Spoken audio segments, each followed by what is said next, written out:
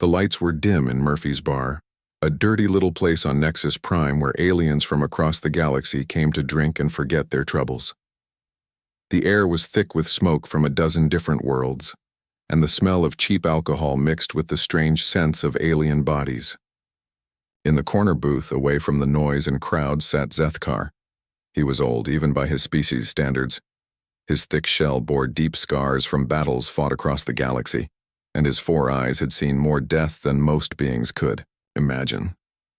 The empty glass in front of him had held his 3rd drink of the night, but the alcohol did nothing to quiet the memories that haunted him. Zethkar had been a soldier for 43 years. He had fought in the Andromedan campaign where entire star systems burned. He had survived the siege of Kepler Station, where 10,000 warriors died in a single day. He wore medals that younger soldiers could only dream of earning. But tonight, like every night for the past 15 years, he drank alone. Commander Zethkar, the old warrior, looked up to see 3 young soldiers standing beside his table. They wore the blue uniforms of the Hegemony Defense Corps, fresh and clean without a single battle scar between them. The one who had spoken was Veltor, a young reptilian whose scales still gleamed with youth. "We heard you were here," said another, a pale humanoid from the Altair system. "We wanted to ask you something." Zethkar said nothing, just stared at them with his ancient eyes. He had no patience for hero worship from children who had never seen real war. "Could we sit with you?" asked the third, an insect-like being whose wings buzzed nervously. "Just for a few minutes?" The old soldier gestured to the empty seats across from him. The 3 young warriors sat down quickly, their eyes bright with excitement. They ordered drinks from the floating service drone, cheap, stuff that would barely affect their alien biology.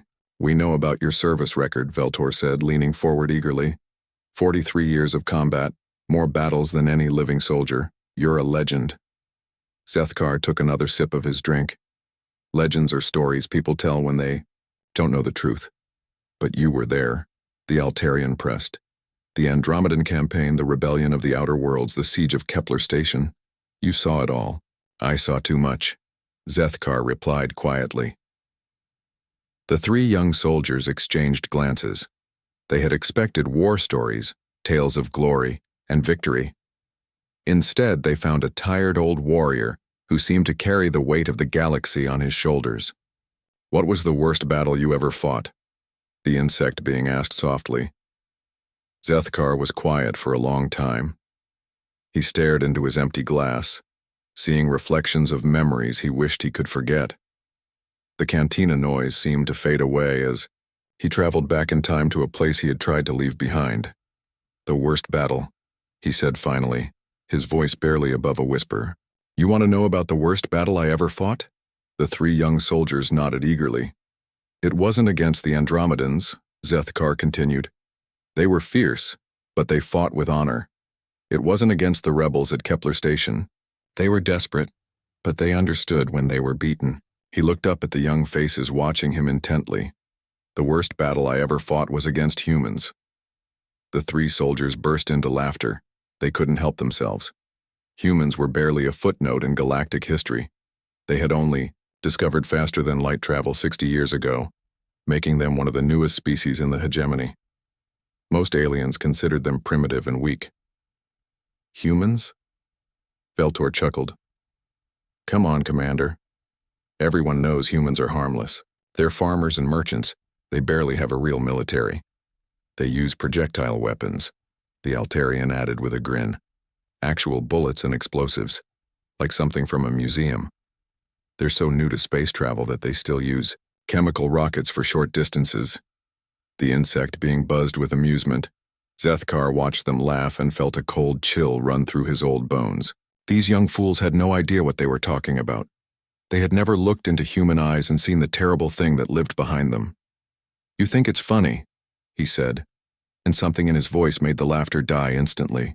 "You think humans are weak because they're new to the galaxy, because their weapons are simple, because they haven't conquered star systems or built great empires." The 3 soldiers shifted uncomfortably in their seats. The old warrior's eyes had gone hard and distant, and they could see the shadows of old pain moving behind them. "I thought," The same thing once, Zethkar continued. 15 years ago, I commanded the 47th Strike Battalion. We were part of a fleet sent to deal with a problem on one of the human colony worlds, a place called New Montana. He signaled the service drone for another drink. His hands, they noticed, were shaking slightly. The humans there had refused to accept a new governor appointed by the Hegemony Council. They said their world was independent, and they wouldn't bow to alien rule. Command called it rebellion. They said it needed to be stopped quickly before other human colonies got the same ideas. The drink arrived, and Zethkar took a long sip before continuing. The briefing made it sound simple. New Montana was a farming world with 2 million humans. Mostly agricultural settlements, some small cities. The intelligence report said they had no real military, just some local police and maybe a few hunting rifles. Command expected the operation to take 3 days at most. What happened? Beltor asked quietly. We sent a fleet of 12 warships and 4 troop carriers, 50,000 soldiers from across the hegemony, the best trained, best equipped force in the galaxy, against 2 million farmers with primitive weapons. Zethkar's mandibles clicked in what his species called a death smile.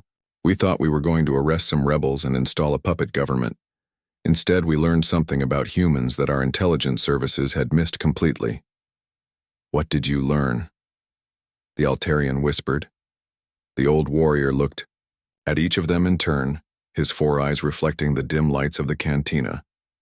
We learned that there are different kinds of primitive, and we learned that the most dangerous enemy you can face is one who has nothing left to lose and no fear of dying. He finished his drink in one swallow and set the glass down with a sharp click. Do you really want to hear this story? Because once I tell it to you, you'll never look at humans the same way again. You'll never sleep as peacefully as you do now. The 3 young soldiers looked at each other nervously, but they nodded, then listened carefully, Zethkar said, his voice dropping to barely above a whisper. And remember that some lessons can only be learned in blood. The cantina around them had grown quiet, other patrons unconsciously leaning closer to hear the old warrior's words. In the dim light and alien smoke, Zethkar began to speak of things that still haunted his dreams, of a small world where farmers taught the galaxy's greatest military force the true meaning of fear. Zethkar ordered another drink and waited for the service drone to float away before he continued his story. The 3 young soldiers sat perfectly still, their earlier laughter forgotten. Around them, the cantina had grown quiet as other patrons strained to hear the old warrior's words. New Montana looked peaceful from orbit, Zethkar began, his 4 eyes staring into the distance. Green fields, small towns, rivers running through valleys. It looked like the kind of place you would want to retire to. Nothing threatening about it at all. He took a sip of his drink and grimaced. Our fleet commander was Admiral Corex, a Thanarian, with 50 years of experience. He had put down rebellions on a dozen worlds. He knew how these things worked. You show up with overwhelming force, destroy a few military targets, and the locals surrender. Simple and clean. The insect being's wings buzzed nervously. But it didn't work that way? No, Zethkar said quietly. It didn't work that way at all. The old soldier's memories carried him back 15 years, to the bridge of the assault ship Dominion, where he had stood watching the peaceful world turn slowly below them. Admiral Corex sent the standard surrender demand to the planet's government. He told them they had 1 hour to turn over their leaders and accept hegemony rule. If they refused, we would begin orbital bombardment of their military installations. Did they surrender? Veltor asked. Zethkar's mandibles clicked in that death smile again. They sent back a message. Just 4 words from their governor, a human male named Jake Morrison. He had gray hair and cold blue eyes, and he looked right into the camera when he spoke. What did he say? Come and take it. The 3 young soldiers exchanged glances. It seemed like such a simple response, almost childish in its defiance. Admiral Corex was angry. Zethkar continued. He ordered immediate strikes on what our scans had identified as military bases. 6 targets across the planet. Government, buildings, communication centers, weapon storage facilities. The bombardment was surgical, precise, designed to cripple their ability to resist without killing too many civilians. That should have ended it, the Altarian said. That's what we thought. But the humans didn't respond the way other species. There was no second surrender offer, no desperate pleas for mercy. Instead, we started picking up radio chatter from across the planet. Thousands of voices all saying the same thing. What were they saying? They were giving position reports, grid coordinates, target distances. The farmers were spotting our ships and calling and firing solutions to hidden artillery positions we didn't even know existed. Zethkar remembered the moment when the first dropship exploded. It had been carrying a full company of hegemony Marines toward what the maps showed as an empty field. Instead, it flew into a carefully planned ambush that turned the sky into a storm of metal and fire. We lost 16 dropships in the first hour, he said quietly. 300 soldiers dead before they even reached the ground. The humans had turned their entire planet into a weapon. The young soldiers were leaning forward now, their drinks forgotten. But they were just farmers, Veltor protested, with primitive weapons. That's what we kept telling ourselves, Zethkar replied, even as our casualties mounted, even as we realized that every barn and farmhouse was a fortress, even as we discovered that every human civilian was a trained soldier. He paused to collect his thoughts, remembering the horror of those first few days. The intelligence reports were wrong about everything. New Montana wasn't a peaceful farming colony. It was a military base disguised as a farming colony. Every settler was a veteran. Every child had been trained to fight. They had been preparing for this day since the moment humans joined the galactic community. How could they have fooled your intelligence services? The insect being asked. Because they weren't lying, Zethkar explained. They really were farmers. They grew crops and raised livestock and lived quiet lives. But they also spent their evenings cleaning weapons and practicing tactics. They held harvest festivals that were really training exercises. They taught their children to read and write and also to build bombs. The old warrior's voice grew darker as he remembered the first human soldier he had encountered face to face. Her name was Lisa Park, 22 years old. She had been a teacher before the war started. When we found her, she was trapped in a crater by my squad.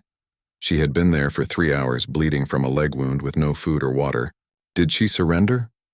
We called for her to give up, told her we would treat her wounds and take her prisoner. She was just a girl, barely out of school. Any rational being would have surrendered. Zethkar's hands tightened around his glass. Instead, she waited until 6 of my soldiers moved close enough to help her. Then she detonated an explosive device she had been carrying, killed herself and 6 experienced warriors in a single blast. The cantina was completely silent now. Even the background music had stopped, and the service drones hovered motionless, in the air. That's when I knew we weren't fighting soldiers, Zethkar whispered. We were fighting something else, something that scared me more than anything I had ever encountered in 40 years of war. What do you mean? Veltor asked quietly. Lisa. Park looked at me before she triggered that bomb, looked right into my eyes, and I saw something there that I had never seen before. She wasn't afraid of dying. She wasn't angry or desperate or mad. She was calm, cold, determined. The old warrior's voice dropped to barely above a whisper. She had decided that killing my soldiers was worth more than her own life, and she made that decision without any emotion at all, like she was choosing what to have for breakfast. He took another drink, his hands shaking slightly. That's when I realized that we weren't just fighting for control of a planet. We were fighting against a species that had weaponized their own mortality. They didn't fear death. They embraced it as a tool. The 3 young soldiers sat in stunned silence, trying to imagine facing an enemy that welcomed death as a tactical advantage. The war was supposed to last 3 days, Zethkar continued. Instead, it went on for 3 months. 3 months of the most brutal, terrifying combat I have ever experienced. And every day we learned something new about humans that made us more afraid. He finished his drink and set the glass down with finality. But that was just the beginning. The worst was yet to come.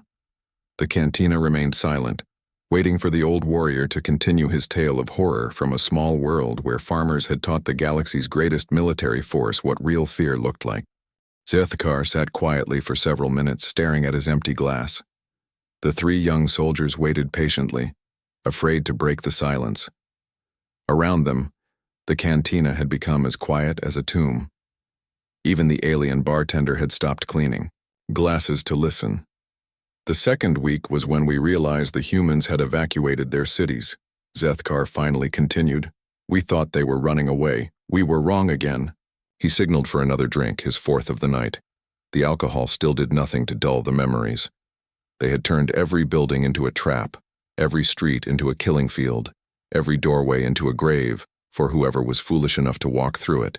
The old warrior's four eyes focused on something far beyond the cantina walls, seeing again the twisted metal and broken concrete of human cities that had become mazes of death.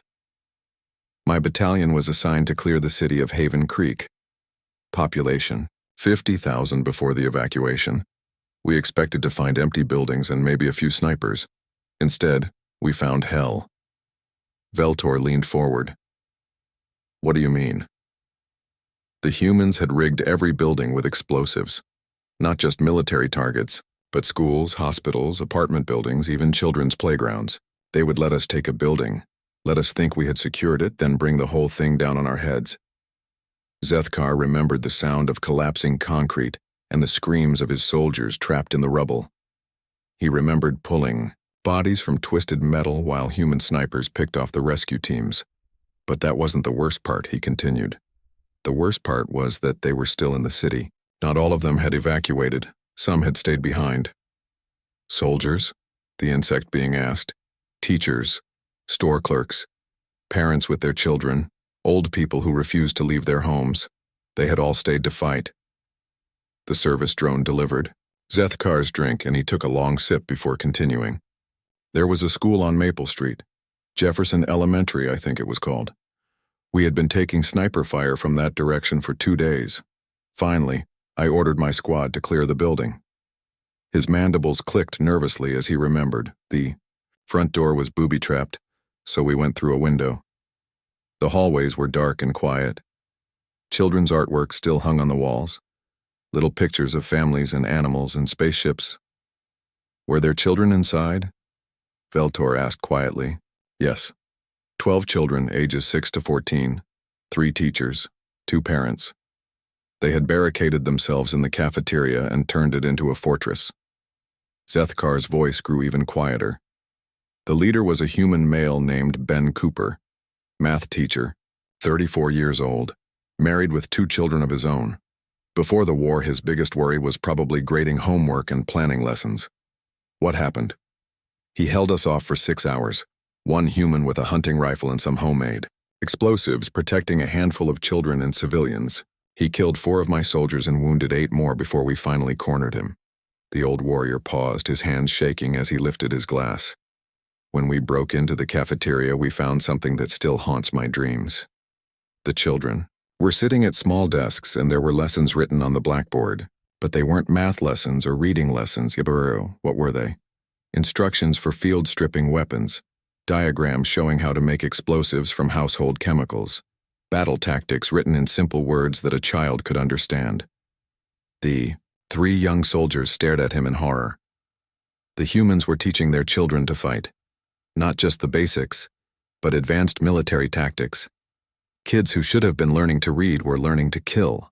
Zethkar remembered the sight of those small desks, each one equipped with toy weapons that turned out to be very real training tools. One of the children, a girl maybe 8 years old, looked at me and asked if I was the enemy her teacher had told her about. When I didn't answer, she picked up a grenade that was bigger than her tiny hands and asked if she should use it. What did you do? I ran. For the first time in 40 years of military service, I turned and ran from a battlefield. Because I realized that even if we killed every adult human on that planet, those children would grow up knowing nothing but hatred for us. They would spend their lives learning better ways to make us suffer. The cantina was so quiet that they could hear the hum of the air recyclers. Other patrons had stopped their conversations entirely, drawn into the old warrior's tale of horror. Fighting went on for weeks after that.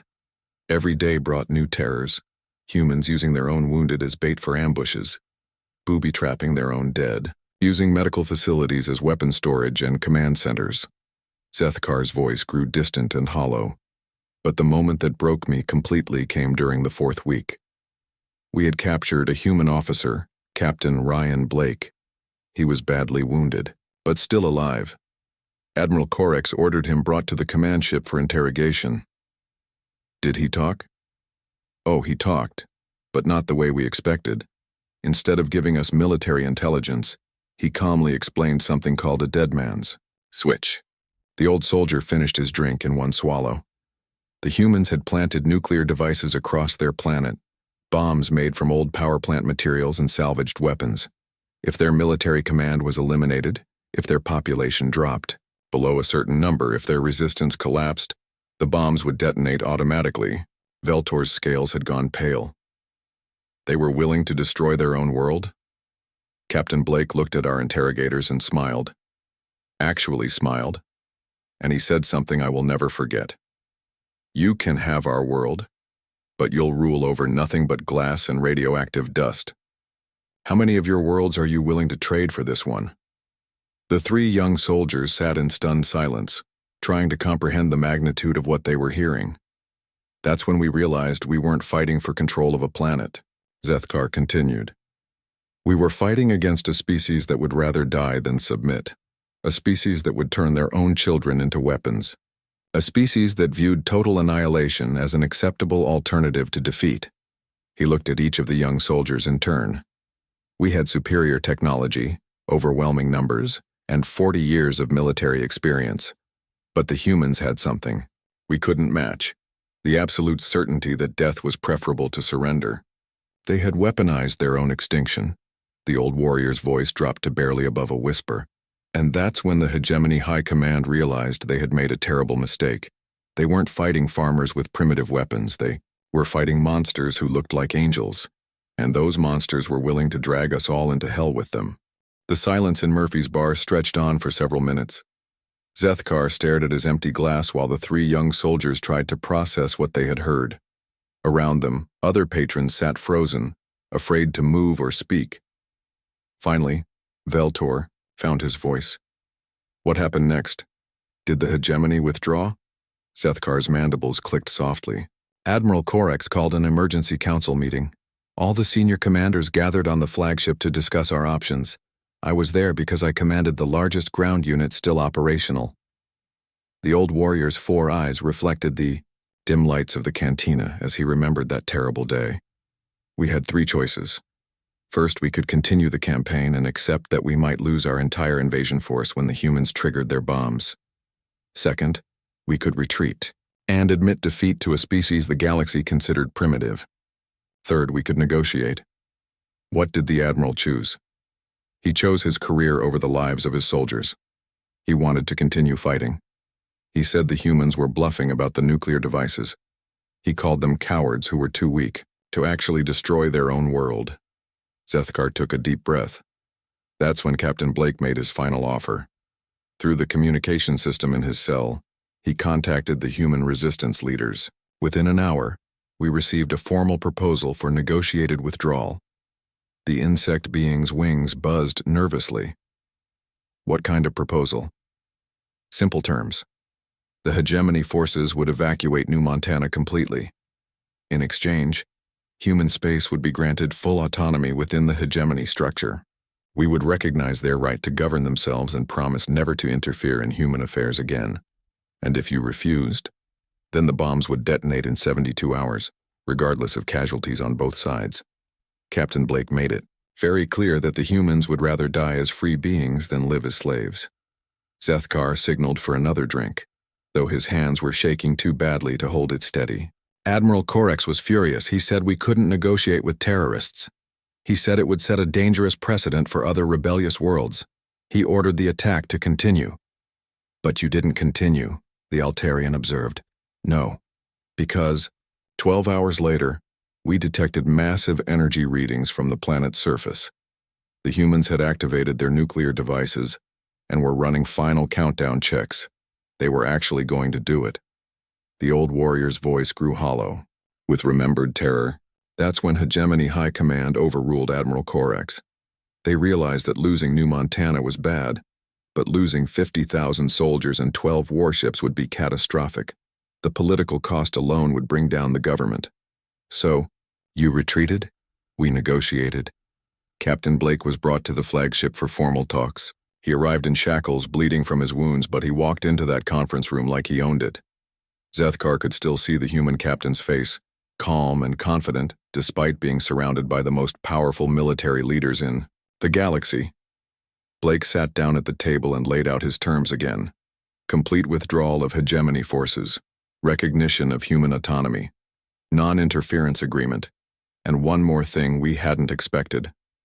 What? Safe passage for all hegemony personnel, including medical treatment for our wounded and transportation for our dead. He said humans didn't make war on corpses or the helpless. The three young soldiers exchanged confused glances. After everything, they had heard about human brutality. This seemed almost kind. I don't understand, Veltor said. Why would they help their enemies? Because, Zethkar explained, they wanted us to leave alive. They wanted us to go back to our worlds and tell everyone what we had learned. They wanted the galaxy to know that humans were not to be trifled with. The old warrior's memory carried him back to the evacuation, 2 weeks of carefully organized withdrawal under human supervision. The evacuation took 14 days. Every morning, human soldiers would arrive at our landing zones, not to attack but to watch. They lined up along the perimeters, silent and still, making sure every one of us saw their faces. What were they doing? Sending a message. They wanted every soldier in our fleet to remember that humans had stared down the most powerful military alliance in the galaxy and won through sheer determination. Zethkar touched a circular scar on his carapace, perfectly round and smooth. On the last day, as my transport was lifting off, a human sniper put a bullet through my armor, not to kill me, but to mark me, to make sure I would never forget. That seems cruel, the insect being said softly. No, Zethkar replied. It was mercy. He could have killed me easily. Instead, he gave me a reminder that I carry to this day. The old warrior looked around the cantina, at the dozens of different species who had been listening to his story. Within 6 months of our withdrawal, the Hegemony Council quietly granted human space full autonomy. The official records say it was a peaceful negotiation. The truth is that we were terrified of what would happen if we ever had to fight humans again. Did anyone else try to challenge them? A few species made threats over the years. Pirates occasionally raided human shipping. Each time, the human response was swift and absolute. They didn't just defeat their enemies, they made examples of them. Zethkar finished his drink and set the glass down carefully. The pirates who attacked human colonies weren't just killed. Their entire organizations were hunted down and eliminated. Their home bases were destroyed. Their families were given a choice: leave known space forever or share their fate. The cantina had grown cold despite the recycled air. Other patrons were quietly finishing their drinks and leaving, unwilling to hear more of the old warrior's tale. That's why human space is left alone today, Zethkar continued. Not because they're weak or harmless, but because everyone knows the price of crossing them. He looked at each of the 3 young soldiers in turn. You wanted to know about my worst battle. Now you know. I fought against a species that had weaponized their own mortality. A species that taught their children that death was preferable to defeat. A species that would rather rule over ashes than bow to conquerors. Veltor's voice was barely a whisper. Are they still like that? Worse, Zethkar replied. They've had 15 years to refine their methods, 15 years to teach their children better ways to make their enemies suffer, 15 years to prepare for the next war. The old warrior stood up slowly, his joints creaking with age and old wounds. Remember this story when you meet humans in your travels. Be polite, be respectful, and never, ever make the mistake of thinking they're harmless just because they smile and speak softly. He dropped payment for his drinks on the table and turned to leave. Where are you going? The Altarian asked. Zethkar paused at the cantina entrance and looked back at them one final time, to find a quieter bar, one where humans don't drink. And with that, the old warrior disappeared into the crowded corridors of Nexus Prime, leaving 3 young soldiers to contemplate the terrible truth about the species from Sol 3. In the silence that followed, one thing became clear to everyone who had heard the tale. Humanity had not been conquered or integrated into galactic civilization. The galaxy had been put on notice by humanity, and that notice would never expire.